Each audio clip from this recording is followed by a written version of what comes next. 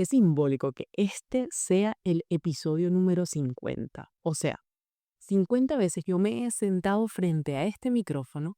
Algunas veces he estado muy segura de lo que voy a decir, otras he tenido algunas dudas, pero siempre he tenido la profunda convicción de poner mi talento al servicio de otros y de poner mis conocimientos al alcance de quienes puedan necesitarlos. Y aún así, yo también me sentí insegura. Porque incluso cuando tú haces algo muchas veces, incluso cuando hay experiencia, resultados, las dudas no siempre van a desaparecer. Somos humanas. Y yo siento que de esta y de muchas otras formas, yo me enfrento a inseguridades, igual que tú, igual que muchas de ustedes. Así que si alguna vez sentiste que eras la única que dudaba de sí misma, que eras la única que sentía que no había hecho suficiente, que eras la única preguntándose ¿por qué no estoy donde pensé que estaría? No estás sola. Además, este episodio sale a finales de enero y yo siento que ese momento del año es un poco incómodo porque ya pasó ese primer impulso del 1 de enero, donde las metas empiezan a sentirse pesadas ya y donde quizás tú miras hacia atrás y piensas, debería haber logrado más a este punto del año. Y quiero decirte algo desde ya. Quizás no debiste haber logrado más, quizás hiciste todo lo que estuvo a tu alcance, pero estás experimentando el fenómeno del impostor. Y hoy quiero que lo miremos juntas, con calma, sin etiquetas y entendiendo el contexto que lo sostiene. Yo soy Eva Herbert, pasa adelante y siéntate cómoda. Bienvenida a un nuevo episodio de Más Auténtica Podcast. Es muy curioso hablar de una situación que muchas personas han experimentado y con ligereza hablan de ella como si fuera decir, tengo hambre, estoy full, ¿no? Tengo el síndrome del impostor. Y antes de continuar el episodio, voy a hacer una distinción del tamaño de una catedral porque al fenómeno al que yo me voy a referir le llamamos fenómeno del impostor y no síndrome del impostor. Y sé que algunos profesionales de la salud mental cometen el error de repetir esta frase, esta palabra de esta manera, pero aunque pueda parecer técnico, yo creo que cambia completamente la forma en la que tú miras esta situación. Así que vamos a empezar por distinguir síndrome de fenómeno, porque son dos lugares totalmente diferentes y los estudios realizados se han realizado a nivel científico sobre el concepto fenómeno del impostor que surgió en 1978.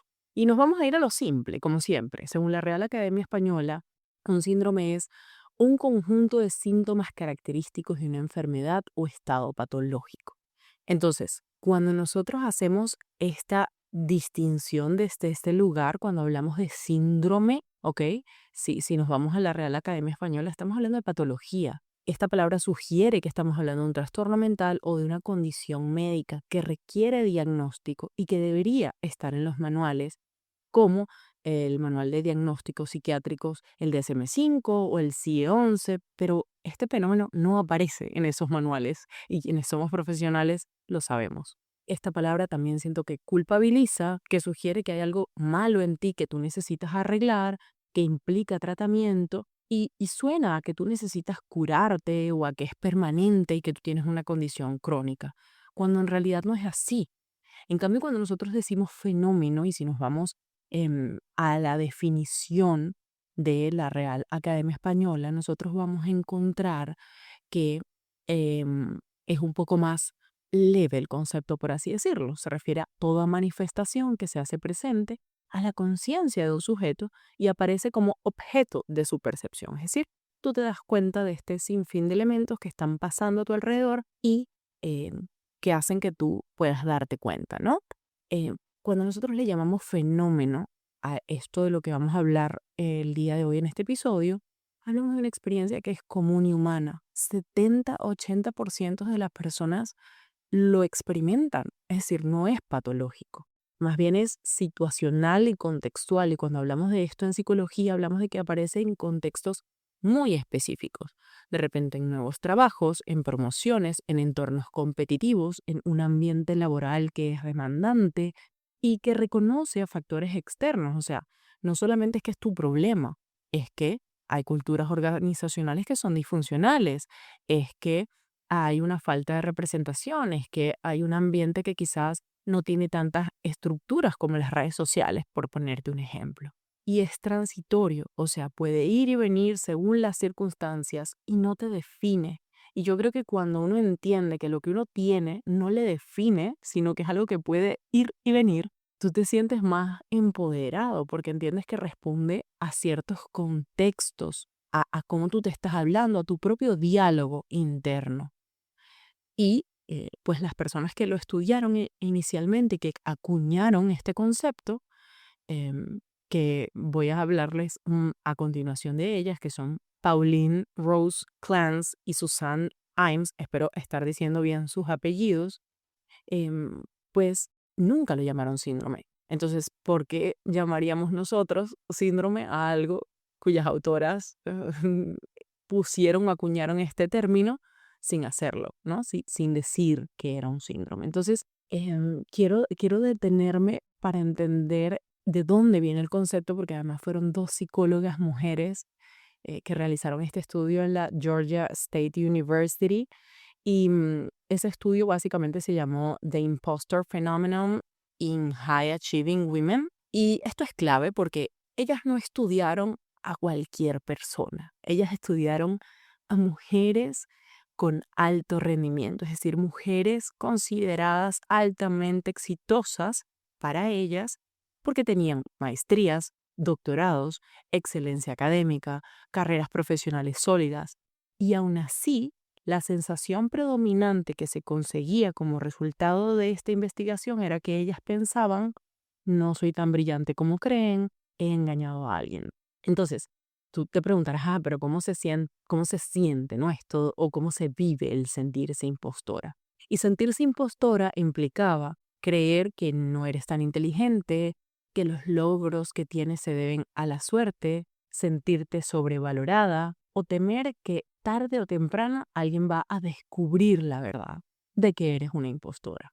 Y lo más impactante del estudio fue que, a pesar de los logros que ellas tenían, académicos y profesionales, la creencia permanecía igual. Es decir, ellas seguían sintiéndose impostoras a pesar de la cantidad de títulos acumulados, experiencia, reconocimiento, etcétera. Y aunque el fenómeno también aparece en hombres, en mujeres se vive con mayor frecuencia e intensidad. Yo no sé si ustedes tuvieron la oportunidad de ver Valeria, pero creo que es una serie que me ayuda muchísimo a vivir este fenómeno del impostor y verlo desde un lugar mucho más profundo, porque creo que el trabajo que hizo Elizabeth Benavent en sus libros y luego se desplegó en Netflix, y aquí viene spoiler del tamaño de una catedral, fue magistral, porque ella logró representar no solamente en esta protagonista llamada Valeria, el cómo ella se sentía una impostora. Ella es una joven escritora y digamos que cada vez que ella se sentaba frente a la computadora, a ese lienzo en blanco, a tener que escribir de cero, se sentía una impostora. Y de hecho, en el primer episodio, llamado La impostora, ella se escribía a sí misma refiriéndose a ella misma como si fuera una impostora.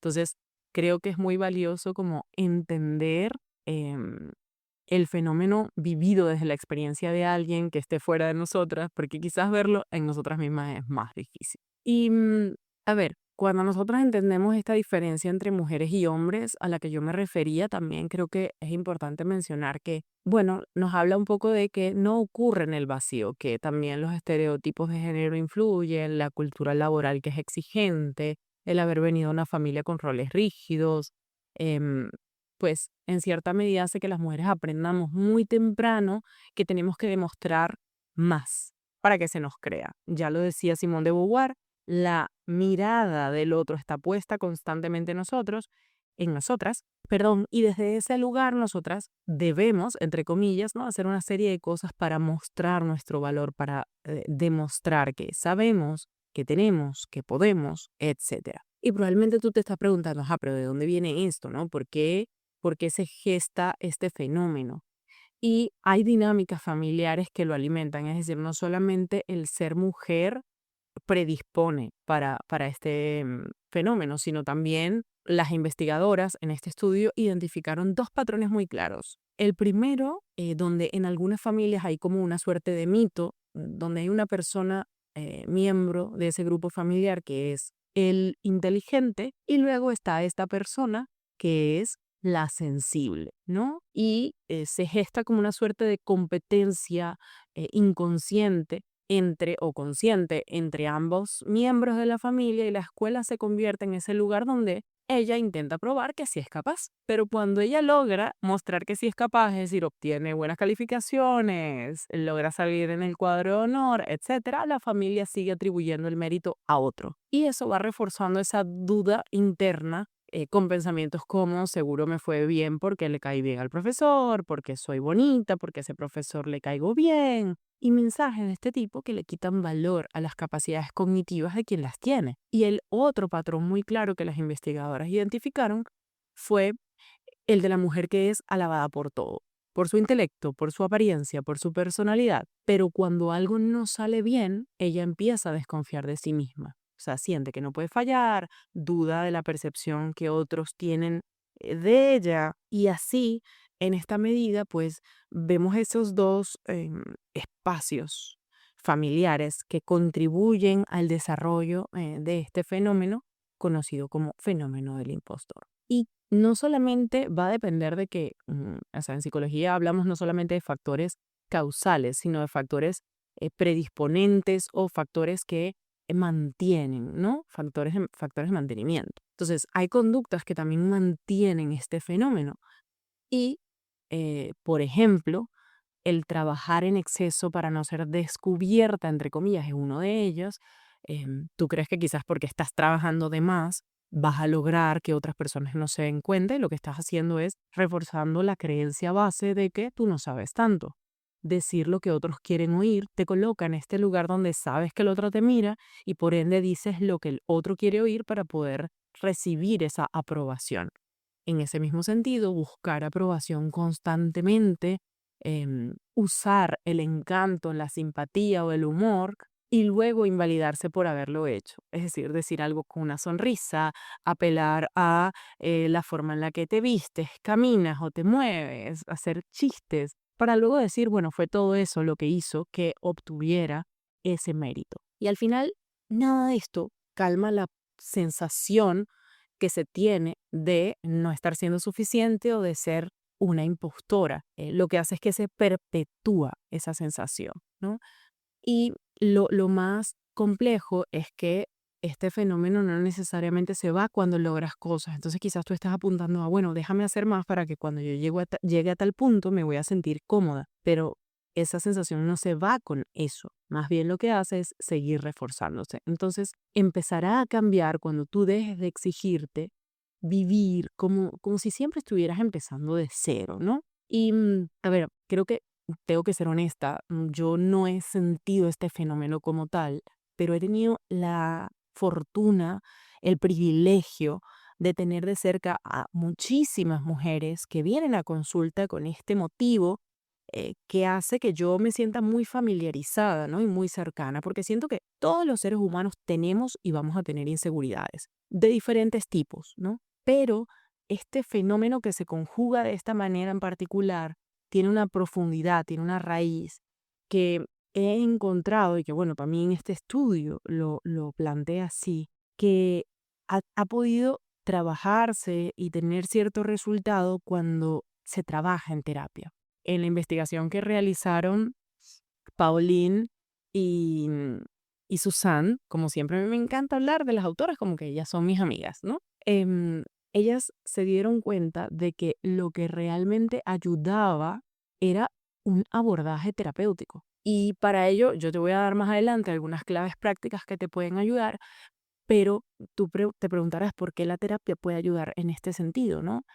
Y es porque en terapia básicamente nosotros hacemos un estudio como muy profundo, al menos en mi enfoque, que es el clínico dinámico, hacemos un paneo desde la infancia, ¿no? Pasando por padres, familiares, cuidadores primarios, em, la socialización secundaria, la socialización primaria, pues albergando otros enfoques que hacen parte de mi de mi profesión, ¿no? De mi experiencia profesional. Y todo esto va como englobando y permitiendo ver de dónde vienen esas creencias que la persona tiene, pero al mismo tiempo trabajar esas creencias, transformar esas creencias por otras, fortalecer la autoestima de mis pacientes, em, y empezar a mirar en el autoconcepto qué aspectos consideras que debes mejorar, etcétera. Todo eso va configurándose, además de que es un espacio seguro en el cual tú reflejas lo que tú sientes, lo que tú estás pensando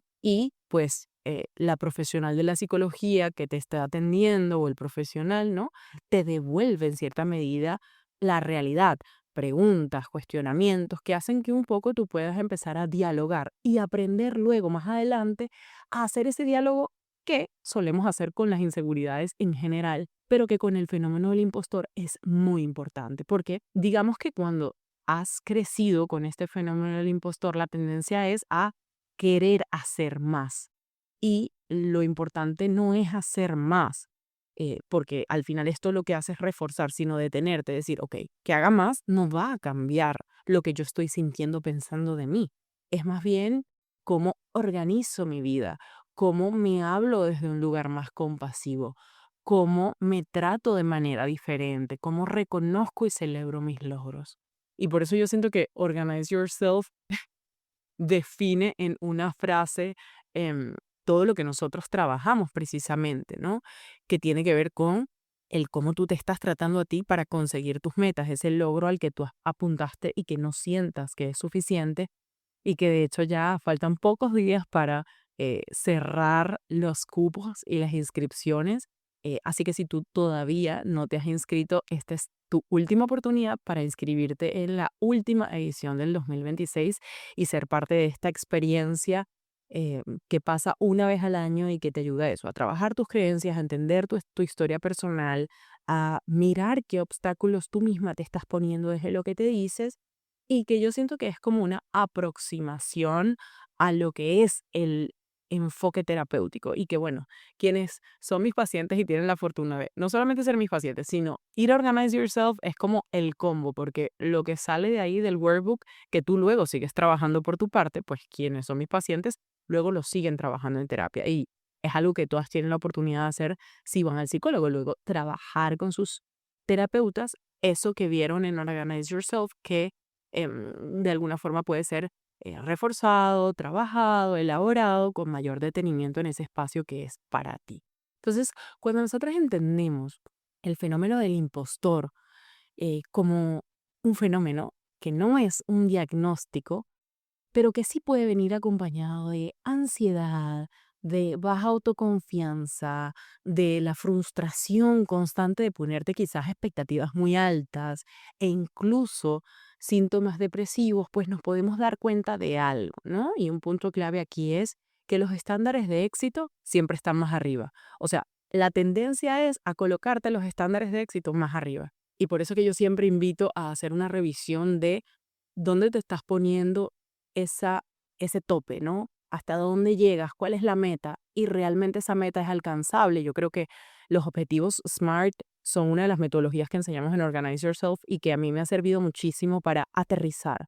O sea, realmente ese objetivo que tú te estás poniendo es realista, lo puedes alcanzar o simplemente una forma de seguir esforzándote, exigiéndote y diciendo no puedo llegar a eso porque no lo voy a lograr.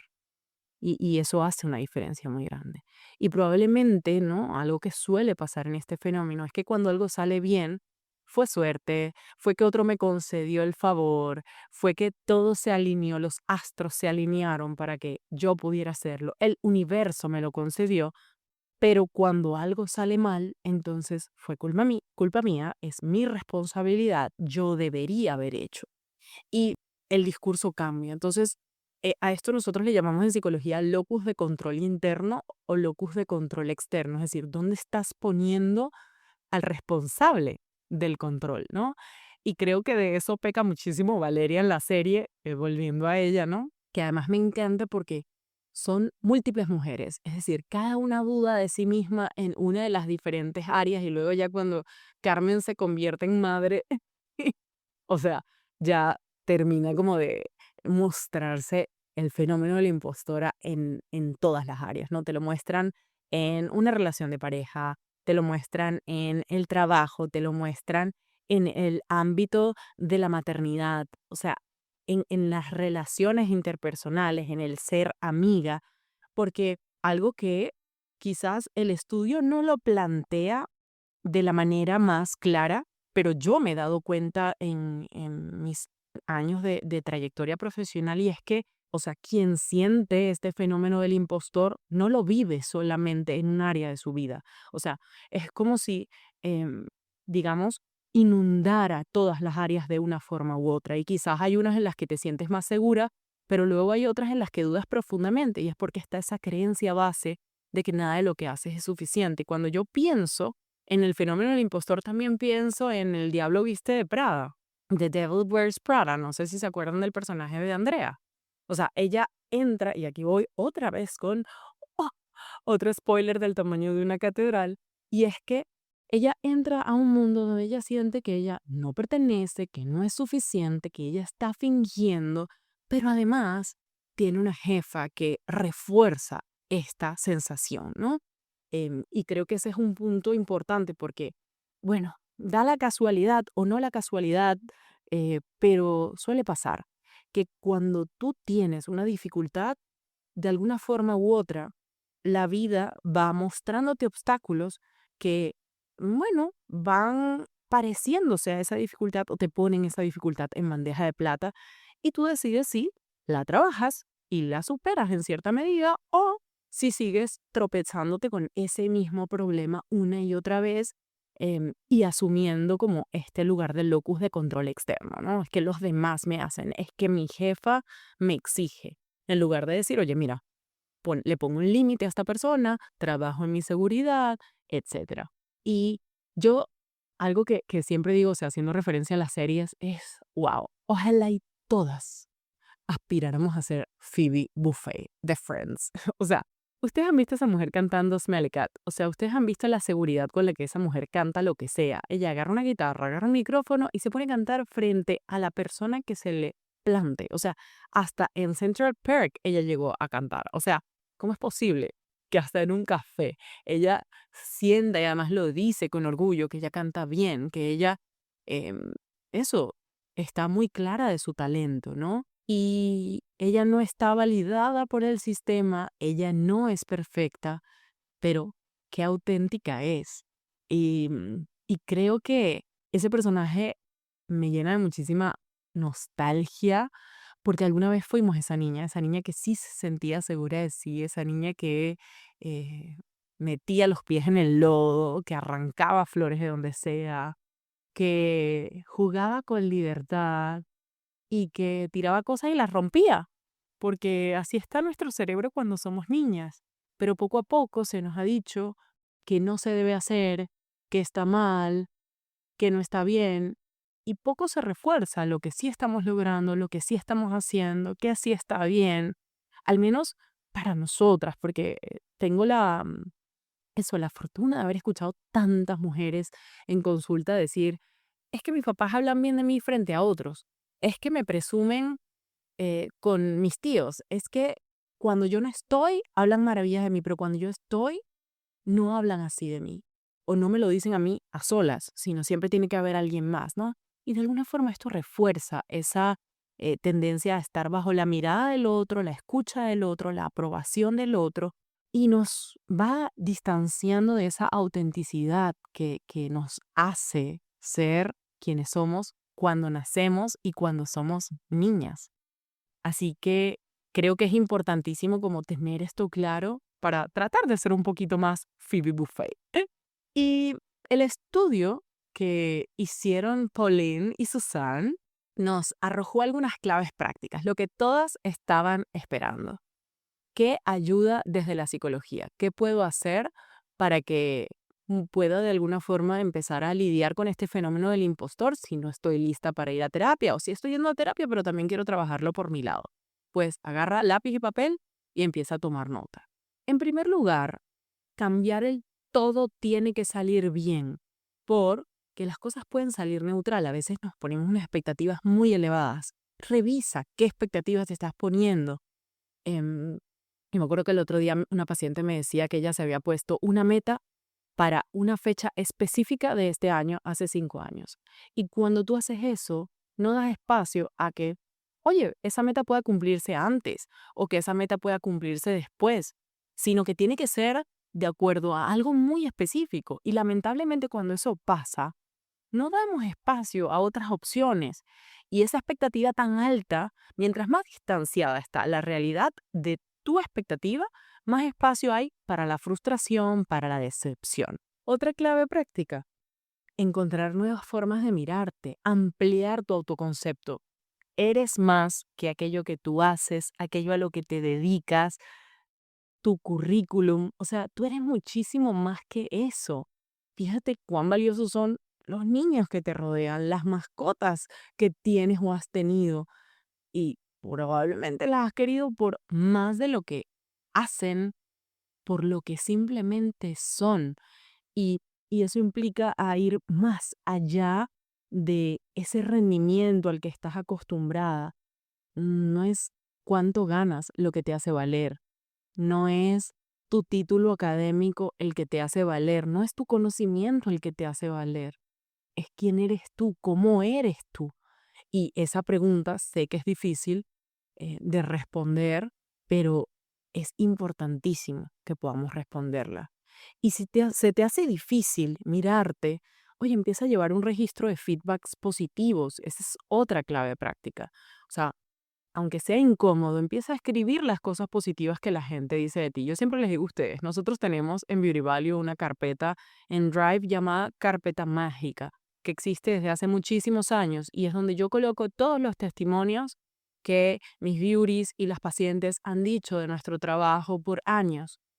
¿Por qué? Porque en el momento en el que uno dude, en el momento en el que uno se cuestiona, en el momento en el que surjan inseguridades, siempre puedes volver a esa cantidad de feedbacks bellísimos que nos han dicho y que han hecho sobre el trabajo que realizamos, sobre la labor que hacemos, sobre quiénes representamos, quiénes somos para las personas que nos siguen, nos escuchan, consumen nuestro contenido o van a nuestras consultas.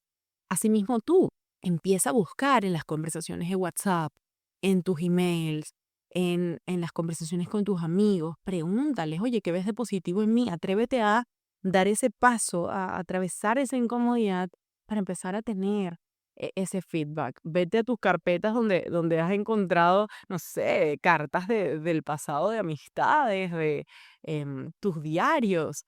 Busca esos espacios donde has obtenido comentarios que son agradables de ti, porque estoy segura que los has tenido. Y si no está registrado en físico, haz memoria. Trata de encontrar esos momentos en los que alguien o algunas personas te han hecho comentarios lindos sobre la persona que eres. Y deja de hacer cosas solo para agradar. Esa sería como la última eh, clave práctica. Eliminar esas conductas de aprobación. eh, Evitar hacer cosas para que al otro le gusten o pensando en si al otro va a creer, le van a gustar, le van a parecer chéveres. O sea, cuando tú estés haciendo algo, pregúntate, ¿esto lo hago para mí o lo hago para alguien más? Y si es para alguien más, detente. Como dice George Harris, detente. O sea, para y busca una forma de hacer eso desde un lugar que sea individual, por ti, personal. O sea, si tú, por ejemplo, te estás vistiendo un día y tú dices, ay, esto le gustará a mi novio o a mi novia. O sea, párate y di, ya va. Me gusta a mí, me gusta lo que veo frente al espejo, me hace sentir segura, cómoda. Pues entonces, así hazlo. Y si tú no crees en esos halagos que tú te das, pues entonces empieza a apoyarte en los hechos, en los halagos que alguien más te ha dado a ti. Pero creo que es importante eso, empezar a mirar las cosas que tú sí has hecho, sí tienes, sí has logrado. Y como siempre digo, no solo lo digo en Organize Yourself, lo he dicho desde que Beauty Value existe. Celebrarnos por cada logro, celebrar cada pequeña cosa que haces. Yo he tratado de celebrar cada episodio. Cada 5 episodios hacemos una mini fiesta en Instagram. O sea, tratar de reconocer. Y creo que este episodio 50, o sea, se dice fácil, este episodio 50 es una forma también de celebrarme a mí y celebrarte a ti que has estado ahí en estos episodios y vas a seguir estando en el próximo y en los próximos. Em, Creo que el seguir dando pequeños pasos, pero dándole espacio también a esos pasos, con una celebración, con una fiesta, por más pequeña que sea, porque el otro día una paciente me decía, pero ¿cómo me celebro? No sé cómo hacerlo, no me puedo hacer una fiesta por esto. Y bueno, sí podrías hacerte una fiesta, pero no podemos hacer una fiesta por cada logro que tenemos, pero sí podemos hacer algo que nos guste. Por ejemplo, terminar este episodio y tengo terapia después de este episodio. Esa es mi forma de regalarme un momento para mí, de conexión con lo bonito, con lo agradable, porque ir a terapia no es solamente para ir a hablar de los problemas y lo que me pasa que duele, que es negativo, que no salió como esperaba, sino también para celebrar, para dar espacio a lo positivo o a lo que sí he alcanzado. Y si luego siento más ganas, pues entonces busco la forma de merendar algo que me agrade o darme una caminata al aire libre, buscar actividades que a mí me gusten para celebrarme. Eso mismo puedes hacer tú y empezar a buscar la forma de que esa celebración sea grupal, o sea, incluir a otras personas en la celebración, sobre todo si es algo laboral, incluye a tu equipo, busca la forma de que se celebren, celebra tú a otros para que otros también te refuercen la celebración a ti y de esa forma que se vuelva como un efecto en cadena.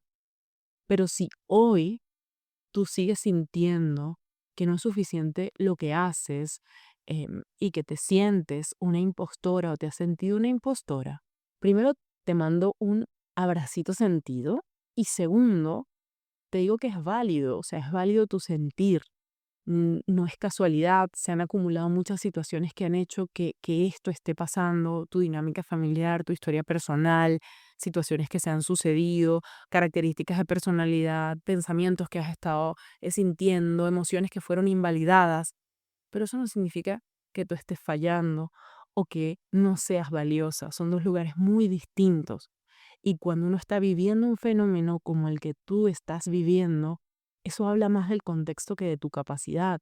Y entender esto ya es un acto de amor propio, ya estás haciendo bastante. Compensar que tú eres más que eso que te está pasando ahora.